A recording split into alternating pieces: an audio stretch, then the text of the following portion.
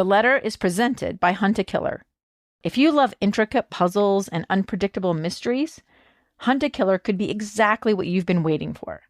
They make immersive murder mystery games where you get to be the detective. You can pick from standalone one-shot criminal cases, longer multi-chapter mystery boxes, jigsaw puzzles, books, or an exclusive monthly subscription storyline that unfolds over 6 months. They also make great gifts for the game, mystery, or true crime lover in your life. Solve a mystery, Hunt-A-Killer. Go to huntakiller.com/theletter and use the code THELETTER for $10 off your purchase. That's huntakiller.com/theletter and code THELETTER. If you need the news, but also need to feel smarter and calmer, then you need to get in Andy Slavitt's bubble.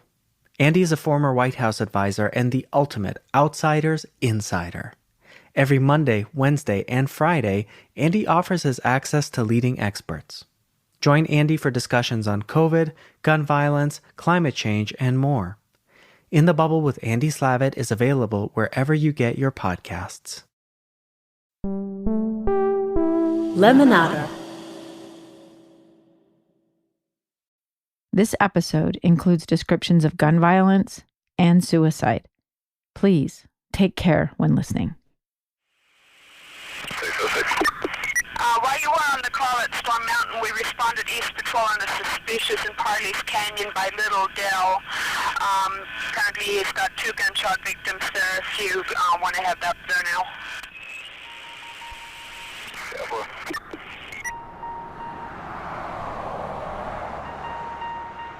Keith Stevens was a homicide detective on duty for the Salt Lake County Sheriff's Office when this call came in. It was around 10:20 p.m., August 28, 1996. He was driving his unmarked patrol car along a road that snakes across the base of the Wasatch Mountains. To the west were the lights of the Salt Lake Valley, a community laid out in an orderly grid system. To the east loomed the wild of the Wasatch, with canyon scenes illuminated only by the light of a full moon. It was about a 10-minute drive to Little Dell Reservoir. As he arrived, he saw in his headlights a grim scene. Paramedics were working on a badly injured young woman, 18-year-old Yvette Rodier. He parked on the shoulder of the road and got out of his car. He heard Yvette telling rescue workers that her friend had been shot down the hill, closer to the water. Detective Stevens made his way past the frantic scene, through the dirt parking lot, and down the paved path, where he found the lifeless body of Zachary Snar. Go down and find an individual that is deceased, blood-covered, with a lot of personal items around, a camera, tripod, blanket. If you copy me, we do have 1 echo up here. Echo. That's the police code for a fatality. He was already in the throes of being dead for a little while. So he's very cold, very stiff. Keith called for the medical examiner while paramedics loaded Yvette into a helicopter. Police attention shifted to the suspect. Their first clues were a missing Bronco and an abandoned white truck.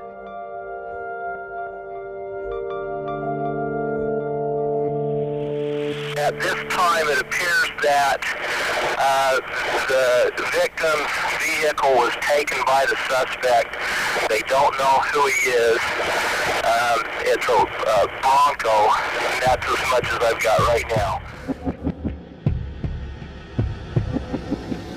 We knew that Zachary's vehicle was gone and there was a vehicle left there. There was a vehicle registration there that provided us with a name, address. So immediately people were dispatched from the scene without having any real information other than we have 2 people that have been shot. So it's inherent that you better be careful when you're starting to follow up this information. The individual's obviously armed and dangerous.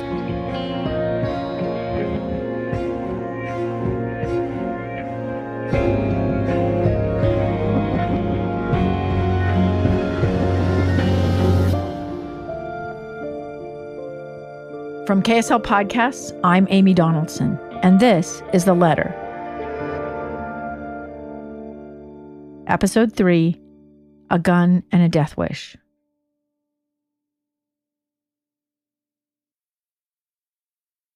When police checked the registration of the pickup truck that was abandoned in the Little Dell parking lot, they learned it belonged to a 19-year-old man named Jorge Benvenuto. By 2:20 a.m., Detective Bob Bobrowski was talking to his older sister, Monica, in her apartment on the west side of Salt Lake City. Monica, what I'd like to do is kind of go over a few events with you, and maybe you can kind of help us out and see what's going on. Tell me what's up with your brother. Well, Monica began by telling police her brother had been staying with her for the last week. She said he planned to move out of state in the next few days, and that he'd recently purchased a gun. Earlier that night, she returned home to find her building manager and police trying to enter her apartment after reports of a gunshot from inside. She showed detectives a bullet hole in the wall above her sink. Her brother, however, was gone. She had no idea what happened. But buying that handgun, she told them, had prompted new and concerning comments from her brother. it was mainly after he got the gun that he's been talking about killing somebody and, Why?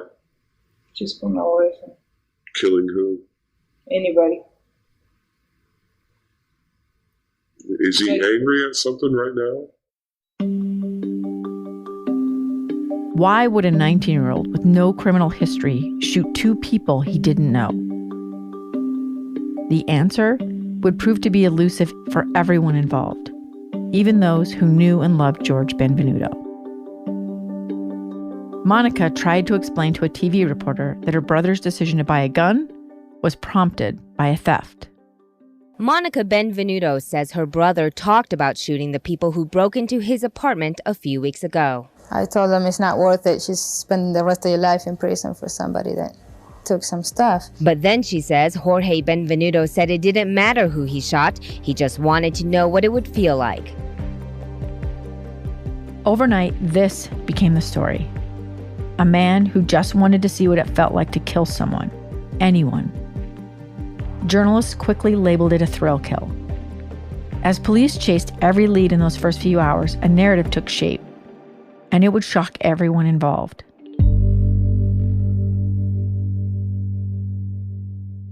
Months after the shooting, Detective Stevens talked with some of those who knew Jorge, but they could only provide pieces of why he shot two strangers. Okay, I want to talk to you a little bit about an acquaintance you had towards the end of summer, middle of summer, an individual named Jorge Benvenuto. Do you recognize the name? Do you know who I'm talking about? Yes, I do. Tom Watson lived in the same apartment complex where Jorge lived earlier that summer. How did you first become acquainted with Mr. Benvenuto? Tom said he and his wife only really got to know Jorge after his apartment had been burglarized in that last week of July. And he asked us if we had seen anybody that looked suspicious that may have broke into his apartment. He said his apartment had been broken into that night. And we told him no. And about an hour later, he came back up to our apartment and was telling us what all supposedly had been stolen. Did you at a time then begin, for lack of a better term, a friendly relationship with Mr. Benvenuto? I would say so, yes. Okay. Describe that for me. He started coming up to our house. We thought it was kind of weird because he never brought a friend or anything with him, but he would sit for 3 or 4 or 5 hours at a time, and he didn't have friends of his own. My wife even asked him if he had a girlfriend, and he said, well, he had one in New York, but he didn't have one here. Jorge had only moved to Utah from New York in the fall of 1995. For about 9 months, he lived with his brother Pablo in Provo. But once Pablo got married, Jorge moved in with his sister in Salt Lake City. When Monica moved to a new place in mid-July, her brother stayed in the apartment they'd shared for a few weeks after she left. That's when he befriended Tom. But he came to our house quite regular. I would say 3 to 4 times a week. This was in a period of a month, and he got to know us pretty well. During these visits to your home, did he describe how he felt about having someone break into his apartment? Yes, he said he was very angry. He thought that the man that lived all the way to the end of the hall from where he lived on the left-hand side, he thought that he had broke into his house. And he said if he had the gun that he ordered at that time, he said, I'd go down there and shoot him. And he seemed very disturbed. Monica said her brother was very upset by the break-in, and his response was centered on buying a gun. Somebody broke into the apartment and stole a lot of his stuff. A couple of times this happened. Somebody broke in and took all his tools, and he had the TV. All this stuff is his. So he was really upset about that. That's why he got the gun. At just 19 years old, George was too young to legally buy a gun for himself. But police learned from Monica that he got some help. He had befriended an older co-worker at the car dealership where he worked. His name was Evan Smith, and he already owned a pistol and a revolver. That summer, Evan told police he took George shooting with him in the desert west of Salt Lake City. So we went out to some public land out south of the West Desert and just went and shot some bottles and cans and whatever was out there. People take out microwaves, barrels and things to shoot at. So we did that weekend. And do you remember approximately when that was? It's close to the end of July. Evan said George had an idea about the kind of gun that he wanted for himself. He had mentioned that he was looking at some pistols and how he liked the 44. And I thought it was just he'd been watching too many Dirty Harry movies or something. Uh-huh. You know, he liked it because it was big, it was loud, and it had a big bullet. The next weekend, they went together to a retail shop where you could try out guns in the basement. They chose the kind of revolver that George was interested in and shot 50 rounds. And he just fell in love with it right there. On that trip, George decided he wanted a Colt Anaconda 44 Magnum with a 6-inch barrel, but since he was under 21, he needed help acquiring it. So we talked about it for a while, and he finally convinced me to buy the gun for him. Evan said he put the gun on layaway, but George made the payments. Unlike other forms of credit, layaway doesn't allow a person to take possession of the items until it's completely paid off. Evan said George paid the $450 owed in just a couple of weeks. The informal agreement was that they'd share the gun. And I don't know if, I was just the gullible one, the one person that he found that would actually do it for him or what. But, I guess at the time it seemed like an okay thing to do. Now that I think about it, it's pretty stupid.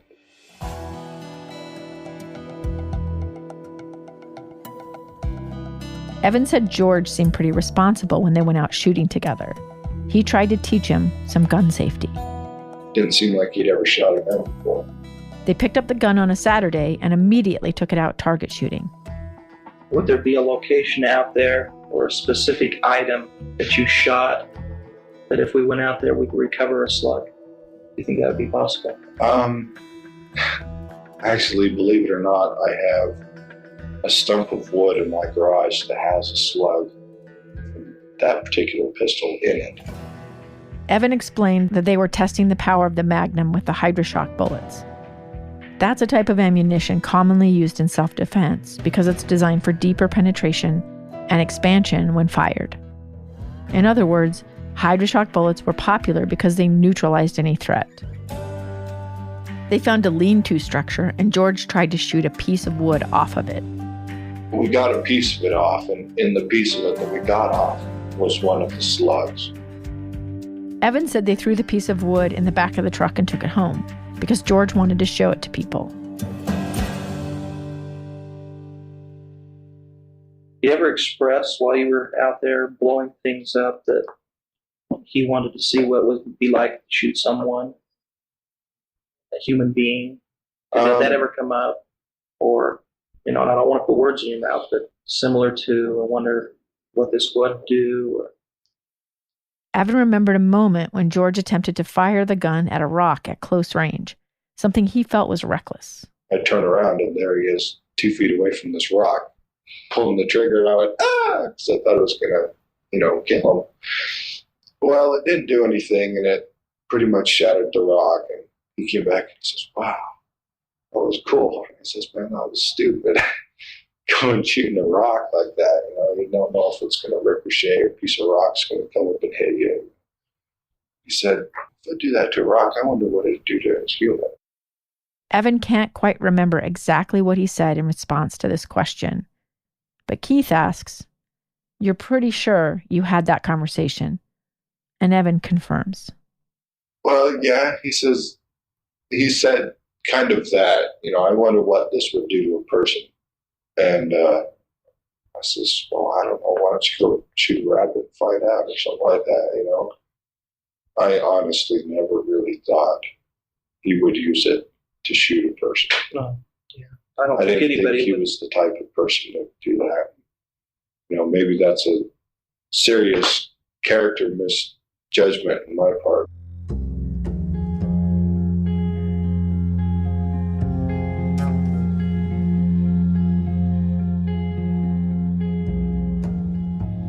One of the first people George showed the gun to was his neighbor, Tom Watson. Tom remembered George bringing it to his apartment the same day he first took it target shooting. It was fully loaded. At the time, we didn't know it was loaded.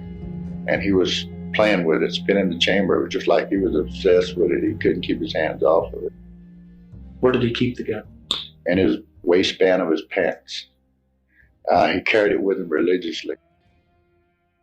Did you have a conversation or speak to him the week of this incident, the August 28th incident, where we're investigating him for the shooting of the 2 kids up the canyon? Yes, Monday, the 26th of August, he came to our apartment. He was there approximately 2 hours. And during that time, he told us, he patted his side and he said, I'm going to have to take this gun and I'm going to have to go out and shoot somebody. He says, I really want to see what it'll do to them. And he said, shooting targets is not fun anymore. And this was on a Monday. Okay. When he was talking about that, did you have any realization that he was serious about what he was talking about? We thought it was all a joke. We just told him, we said, yeah, go out and shoot somebody and you spend the rest of your life in jail. And he says, oh, I'm not worried about that. They'd never take me alive anyway.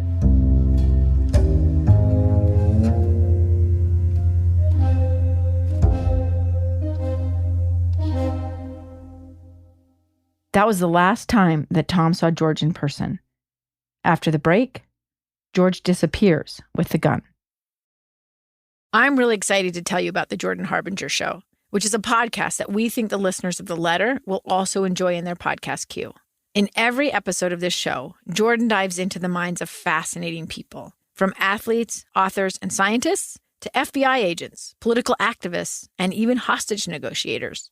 Jordan Harbinger has an undeniable talent for getting his guests to share stories that they may never have shared publicly before. His conversations are full of never-been-heard-before stories and thought-provoking insights. And without fail, he pulls out tactical bits of wisdom from each guest, and you can't help but be a more informed, critical thinker.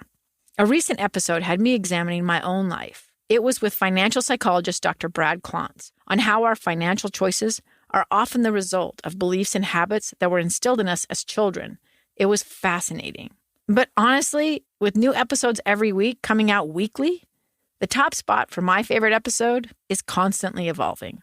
You cannot go wrong with adding the Jordan Harbinger Show to your rotation. It's incredibly interesting, and there's never a dull show. Go to jordanharbinger.com/start for more episode recommendations, or search for the Jordan Harbinger Show. That's HARB as in boy, IN as in Nancy, GER, on Apple Podcasts, Spotify, or wherever you listen to podcasts. In my life, there's never enough time to read all the great books that have been written. My days are spent on the move, which is why Audible is one of my favorite apps. While I love reading, there is also something about listening to a story that feels different, maybe slightly more intimate. The best part of Audible is that I can listen while I hike, clean my house, or run errands. Audible has an incredible selection of audiobooks across every genre, from bestsellers and new releases to celebrity memoirs, mysteries, self-help, wellness, business, and more. As an Audible member, I get to choose one title a month to keep from their entire catalog. Right now, I'm listening to The Nickel Boys by Colson Whitehead. It's based on what happened at a real reform school in Florida for more than 111 years. It's gut-wrenching, maddening, and completely captivating. I also just finished Between Two Kingdoms, a memoir by Sulika Jawad, who spent her early 20s battling leukemia. This one is read by the author, and it's so beautifully written about where the best and worst parts of our lives overlap that I had to buy the hard copy so I could scribble some notes as I listened. Let Audible help you discover new ways to laugh, be inspired, or be entertained. New members can try it for free for 30 days. Visit audible.com/theletter or text the letter to 500-500. That's audible.com/theletter or text the letter to 500-500 to try Audible for free for 30 days. audible.com/theletter. George's co-worker, Evan, said that the weekend of Target shooting would be the last time they would spend together. George had been talking about moving to Las Vegas, so Evan wasn't surprised when George came in the Monday before the shooting and quit his job. He said he'd be leaving by the end of the week, but the next morning, Evan said George was fired. I came back to the main counter, and his stuff was gone, and he was gone. And I guess it was destruction of property. They found out he had broken or destroyed some property, and I guess it was the final straw or something. Evan didn't know exactly why George was fired. He told police in an interview that George occasionally did irresponsible things, like driving the dealership cars too fast, but overall, he seemed like a good worker. And we valued him as an employee because he was quick, he was a hard worker, and he was smart. He knew how to get things done. You know, he seemed to know how the parts went really well right off the bat. We're kind of sorry to see him go. Did he seem to be mentally ill, in your opinion, at all? I mean, was he functional? Was he literate? Did he express normal ideals? Well, it's hard to say. You know, I've met a lot of people like George at his age, you know, and I was a little bit like George at his age, not to the extremes that he went to, but a lot of similarities. George told Evan that his parents had problems and had been through a divorce.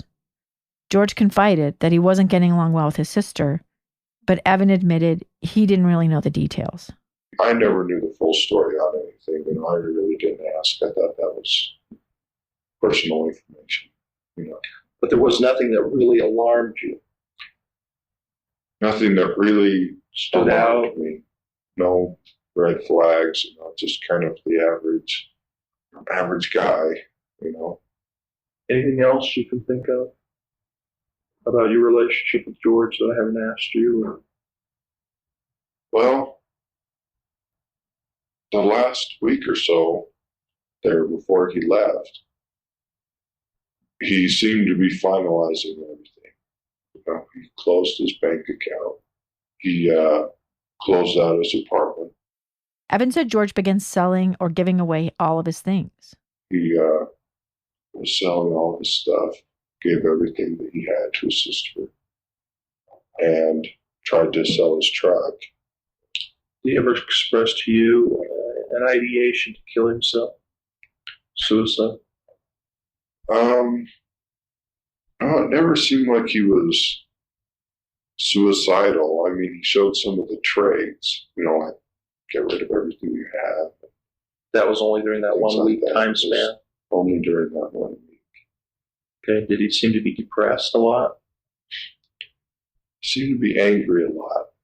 It's kind of worried me because I just got up and gun, and then all of a sudden he's angry all the time. What was he angry about?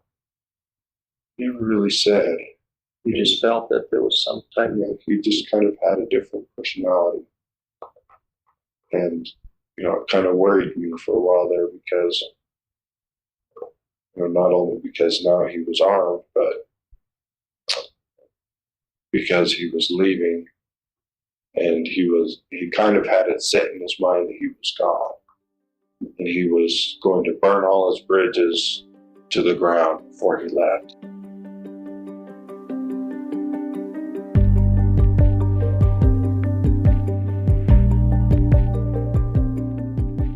Tom and his wife were in bed watching the news the night of August 28, 1996.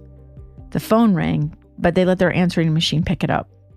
Then they heard George's voice. We picked up on the call because he said it was very important that he had done something that so bad. So you're in your house, the telephone rings, you just let the machine pick it up, and you can hear the caller's voice on the other end of the phone asking you to pick up the phone? Yes, and my wife picked up the phone. But once George started talking, she handed the phone to Tom. Tom, he said, I've really done something stupid. And I said, what do you mean? He said, I've killed 2 people. At the time, he thought both the people were dead. Mm-hmm. And I said, what do you mean you killed 2 people? And it really shocked me. My wife said, all the color drained out of my face and everything. And I said, George, you did what? He said, well, you'll see it on the news shortly. He said, if you're watching the news, he said, it'll definitely be on the news. He says, I killed him up at Dale Reservoir. George asked Tom to meet him near the south end of the Salt Lake Valley. He gave an address about 16 miles south of George's apartment, just off the freeway. Tom told George he couldn't meet him until 9 a.m. because he had company. And he says, I think your phone is being tapped. He said, so I'm going to hang up now. And he just hung up. After George hung up, Tom called police. At this point, detectives were spread out, working many different leads in the case. Some were still up at Little Dell, some waited at his apartment, while others talked with his sister. Dispatch put out the word that Tom had talked to George. Counselor, I've received a phone call from a potential witness that the suspect has called and talked to, and I need to give that information to somebody right away. At this point, dispatchers alerted all law enforcement agencies in the valley who they were looking for and what they thought he was driving. Suspect vehicle, black Bronco, unknown plate. Suspect is a George Benvenuto, male white, 19 years of age, 5'11", 140, brown and brown, plate. An hour later, at 1:10 a.m., officers found the abandoned Bronco in the parking lot of a car dealership, in the area where George asked Tom to meet him. An officer felt the hood of the vehicle and realized it was still warm, indicating it hadn't been parked very long. K-9 units were sent to the area where they tried to track down George. But they found nothing. The next day at 9 a.m., police went to the location where Tom had told George they'd meet. They waited an hour. No one showed up. About 10 p.m. that night, August 29th, George called Tom again. He told him that he'd walked to a gas station in American Fork, a city another 16 miles south from where the Bronco was found, and that he needed money. Meanwhile, someone called police to report a suspicious person outside the gas station, and local police responded to question the man. Once they learned who he was, they notified Salt Lake County Sheriff's Office. It was Keith's boss, Sergeant Jerry Townsend, who drove to the police station, where he found a thin young man wearing shorts, his legs covered in dust from his long walk. Townsend put Jorge Benvenuto in handcuffs and led him to an unmarked police car.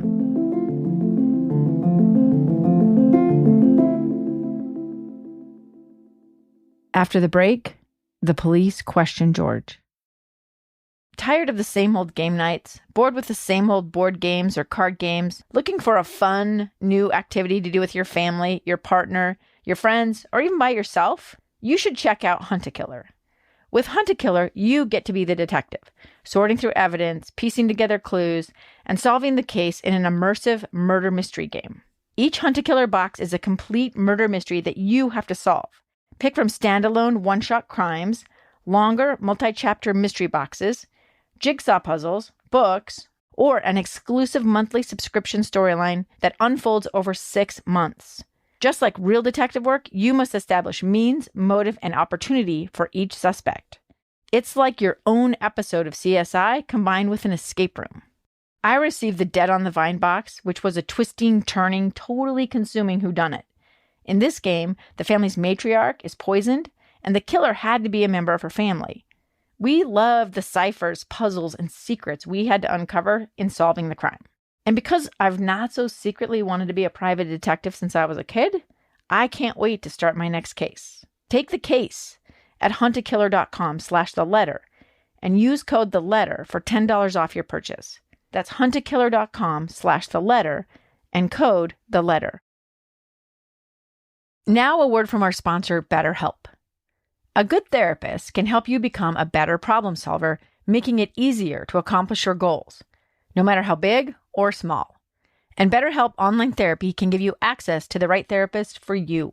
If I can share a little bit about my own mental health struggles. As a survivor of domestic abuse, therapy became my lifeline, a way out of what felt like endless darkness and pain. It has helped me more effectively manage problems throughout my life, some of them big and complicated like PTSD, while others are more mundane like phases of life changes. I just recently started using BetterHelp, and I'm a huge fan, not just of what they do, but how they do it. Being able to talk with a licensed therapist who is matched with me and my specific needs in my own home, sometimes at times that a traditional therapist wouldn't be available, has been life-changing. I am so grateful for BetterHelp. BetterHelp can match you with a therapist after you fill out a brief survey, and you can switch therapists anytime. Honestly, this process was much easier and much faster than the traditional routes I've used in the past. If you're thinking of giving therapy a try, BetterHelp is a great option. It's convenient, accessible, affordable, and entirely online. When you want to become a better problem solver, therapy can get you there. Visit betterhelp.com/theletter today to get 10% off your first month. That's betterhelp.com/theletter. From the passenger seat of Townsend's unmarked police car, George asked, "How long did it take you guys to find the people I shot?"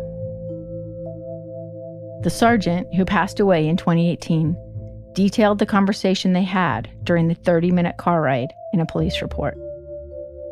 Townsend said he told George that Yvette had climbed to the road and someone helped almost right away. "You mean the girl isn't dead?" George asked. And when told that she was in the hospital, George responded with shock.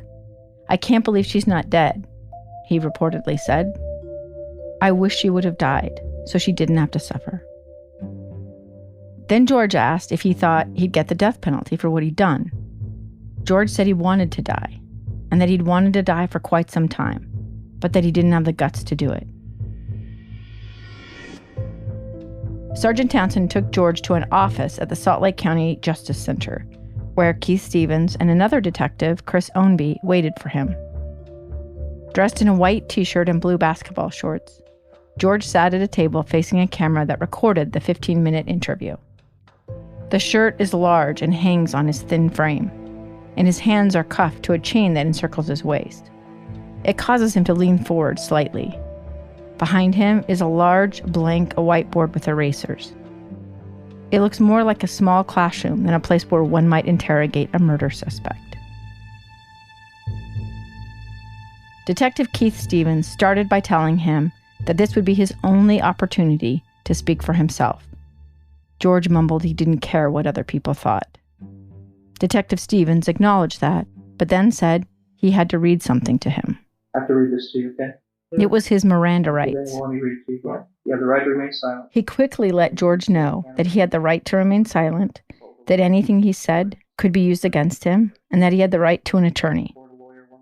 But almost before Detective Stevens can finish, George started confessing. What it basically boils down to is I'm tired of living and I don't want to breathe anymore. And you're tired of living? Yeah. That's what Sometimes it's hard to understand what George is saying in this audio, so I'll try to clarify it. In these first few minutes, he repeats that he had never had the desire to kill anybody but himself. That was in the heat of the moment thing. Okay. That's just something boiled up inside of you, or? It's building up. It's been building up for a while. It has been? Yeah. You've had a desire inside? No, I don't have a desire to kill anybody. I don't have a desire to kill anybody, but tell me what's been going on inside you. I'm basically just tired of living. When asked what it is that he'd been feeling that led to him wanting to end his own life, he said, I'm basically just tired of living. Okay, when you were up there, were you actually looking for somebody, or did they just come across you and then that's what triggered you to do this? I wasn't looking for anybody. I wasn't looking for anybody, George said. I was driving around listening to the radio. I was driving around listening to the radio, seeing if I could muster enough nerve to do me in. So that was your intention, was to go up there and kill yourself? Yeah.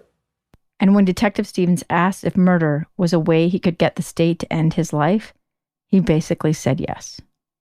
You figured this would be a mechanism that would help you so you wouldn't have to, or? In a way. Maybe just too chicken to do it myself. In a way, maybe I'm just too chicken to do it myself. Do you remember shooting those two people the other night? I remember that. I remember, George said. I stood there and watched and said, okay, wait a minute. Can we rewind and do it a little bit differently? Detective Stevens interrupts him. You didn't like it the way it turned out? Is that what you're telling me? I don't know. It's going to sound stupid to say I didn't mean to do it. I didn't mean to pump 8 rounds. It's going to sound stupid to say I didn't mean to pump 8 rounds into a couple of kids taking pictures. That's what he tells Detective Stevens. I really need to do it, but it happened, you know? And then he adds, I didn't really mean to do it, but it happened, you know? I don't know what came over me. Did you reload the gun? I reloaded the gun because, first of all, this girl must be going through hell, he said. That's why he reloaded, to end her suffering. Okay. Then did she at one point stop screaming? She stopped screaming. And then he tells Detective Stevens he doesn't want to spend his life behind bars. He wants the death penalty. Give me the death penalty. I deserve it. George repeatedly asked for the death penalty. You both know I deserve it. I deserve it, he said. He looked at the 2 detectives in the room. You both know I deserve it.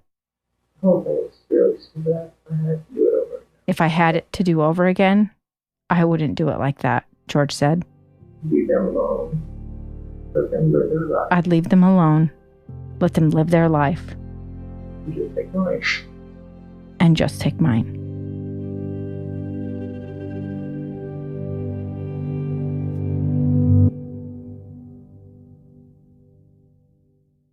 Detective Stevens got his confession, but he didn't get any satisfying answers as to why George shot 2 strangers instead of himself.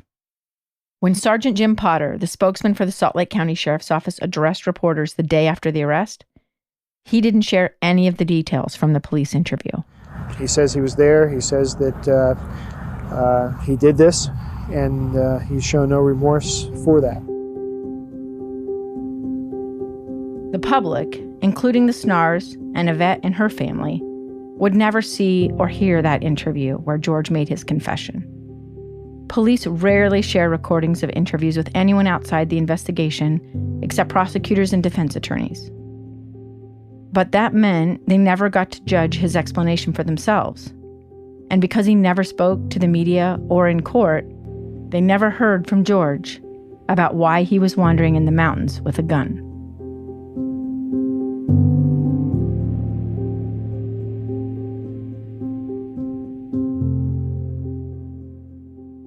Within a week of his arrest, George was assigned a team from the Salt Lake County Legal Defender's Office to represent him in court.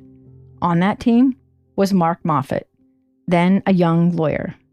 In 1996, Mark represented people who couldn't afford to hire an attorney on their own. Now, he's a founding member of his own law firm in a 1-story building on a busy street in the northwest end of Salt Lake City. After more than 2 decades of defense work, representing hundreds of people, Jorge Benvenuto's case is one that stuck with him. What stands out to him all these years later is how much he didn't know about George. Let me just tell you this. I mean, the passage of time can erode memories, and the one thing I remember is how little we knew. Mark knew that his client was born in Uruguay, ruled by a repressive authoritarian regime at the time. He had moved to New York when he was 8 with his mother, escaping some sort of domestic violence situation. But when Mark tried to talk to George in jail, he shared very little information. At the time that we represented George, he was very, very young, incredibly depressed, incredibly suspicious. I'm not sure he trusted us. He was freaked out in a system that he didn't know, in a system he didn't trust, in a place that was not his own. He was in very, very many ways lost. Mark didn't know the details of George's life, but even as an overworked public defender, he could tell the story that had taken shape in the public eye, that he was a cold-blooded killer who just wanted to watch someone die. That didn't square with the distraught young man that he'd been assigned to represent. People were saying that this was just Mr. Benvenuto going up to get the thrill of killing somebody. That was never true. The family didn't share a lot of details with George's attorneys, but clearly there was some deeply rooted trauma, and it extended all the way back to the earliest years of his childhood. A psychological evaluation confirmed that George was depressed and suicidal, not just at the time of the shooting, but for much of his adolescence. He felt isolated, angry, like an outcast. When you look at what he then did when he went up into the mountains, his description of that is kind of chilling in many ways. He went there with the intent to kill himself and couldn't do it. He tried to take his life. He had the gun in his mouth. He held the gun to his head as he sort of walked around in this trail system up around the top of Immigration Canyon. And then Yvette and Zachary had the misfortune of encountering him while he was in this horrific state where he's suicidal, he's angry at himself, he's angry at the world, he's been attempting to take his own life, and then he lashes out in this horrific sort of way. This was not a situation where he was going up to use his gun to see what it was like to kill somebody. He had his gun with him because he was going to kill himself.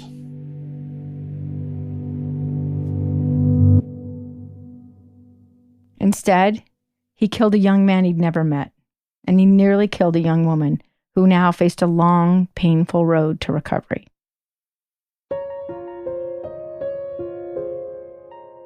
Mark still had many questions about his client and what led up to this terrible crime, a mystery that he would attempt to unpack years later. But back then, George was unwilling or unable to provide answers or insight. While Mark didn't believe it was a thrill kill, that was the way police, the public, and the victims' families made sense of it. And even if people agreed with Mark's view, would it change anything? For a family who'd lost a son and a wounded woman whose life was forever altered by trauma, did it really matter why?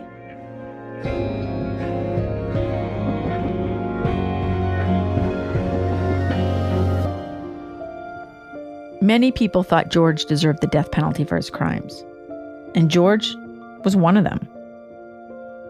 Mark and the defense team found themselves in a fight their client didn't really want to win.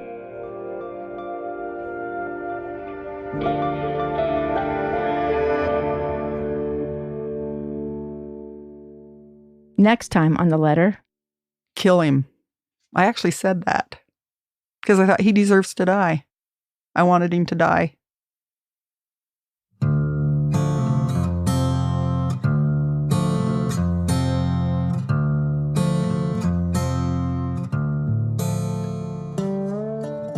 In this episode, we learned that George wanted to end his own life before he decided to turn the gun on others.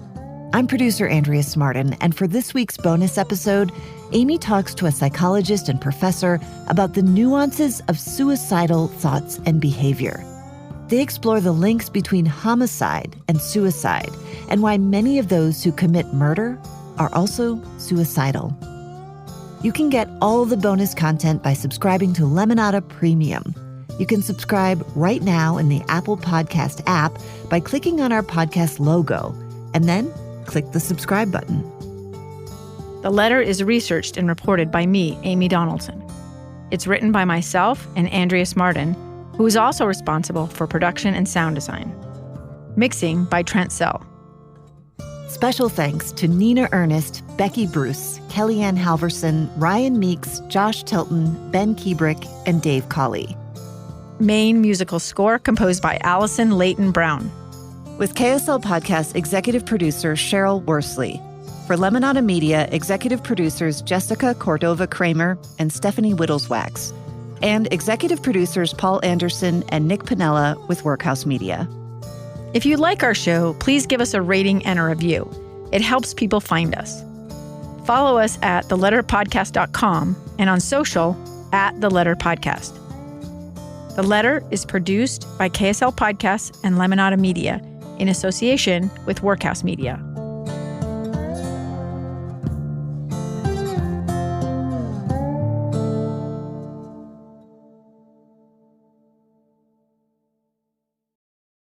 Hey, The Letter listeners, we want to hear from you. You know we love our sponsors for a ton of reasons, but one of the main ones is because they help us keep the lights on. And there's a really easy way that you can help us draw new advertisers and hear ads for things that you're most interested in. Filling out our quick, anonymous survey at lemonadamedia.com/survey. By answering just a few questions, you can help us find new brands to connect with and also share feedback about show content you'd like to see across the network. And to sweeten the deal, once you've completed the survey, you can enter for a chance to win a $100 Visa gift card. I promise the survey is short and sweet and will help us play ads you don't want to skip. And also, keep bringing you content you love. Just go to lemonadamedia.com/survey.